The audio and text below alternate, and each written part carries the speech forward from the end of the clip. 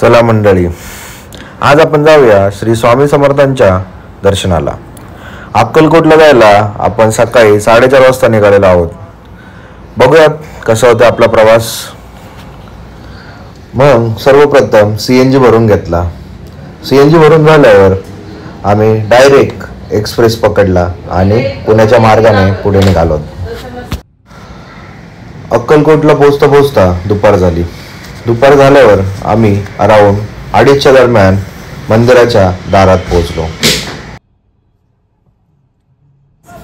मंदिराच्या अपोजिट साइडलाच पार्किंगची व्यवस्था आहे।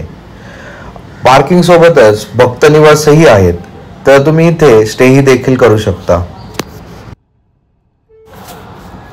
पार्किंगच्या मागच्या साइडला आपल्याला एक सुंदर असे तुळजाभवानी आईचे मंदिर दिसून येते।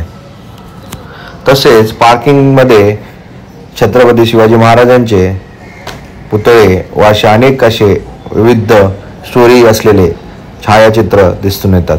तसेच तुम्ही बघू शकता ही अशी अतिशय मोठी अशी पार्किंग अवेलेबल आहे। पार्किंग मध्ये गाडी पार्क करून आपण आता चाललेलो आहोत मंदिराच्या दिशेने। चला तर बघूया पुढे काय काय आपल्याला भेटतं।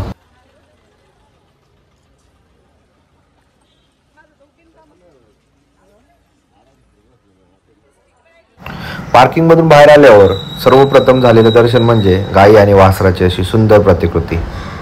बघूयात आता पहिलं आपल्याला कोणतं मंदिर लागतं।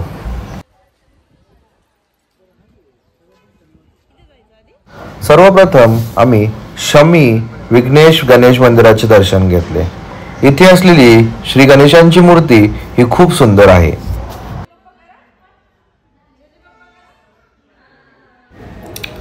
गणेश मंदिराच्या बाजूलाच छत्रपती शिवाजी महाराजांचा पुतळा म्हणजे शिवसृष्टी हे उभारलेले आहे।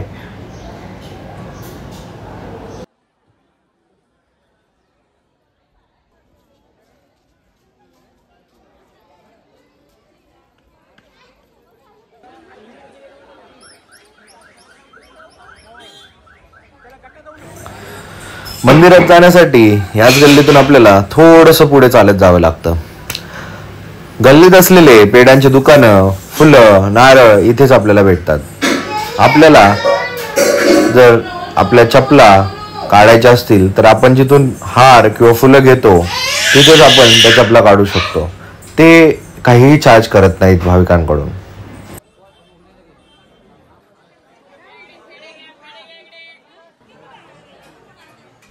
आता दाखवलेल्या गल्लीतून बाहेर आल्यावर आपल्याला लगेच श्री स्वामी समर्थांच्या मंदिराचे प्रवेशद्वार दिसते।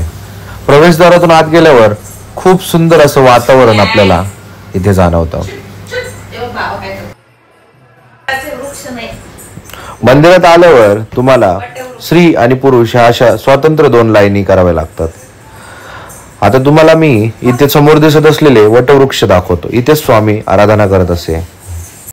वटवृक्षाच्याच मागे असलेले हे स्वामींचे मंदिर। मंदिराचे दर्शन घेऊन इथे असलेल्या वटवृक्षामध्ये आपली भावना व्यक्त केली व पुढे आलो।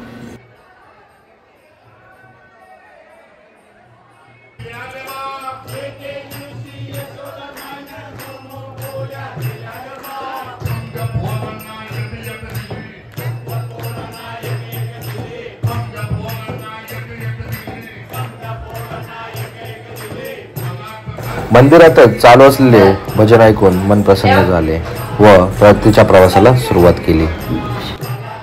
व्हिडिओ आवडल्यास लाईक, शेअर आणि सबस्क्राईब नक्की करा। लवकरच येऊया नवीन व्हिडिओ सोबत। धन्यवाद। जय श्रीराम।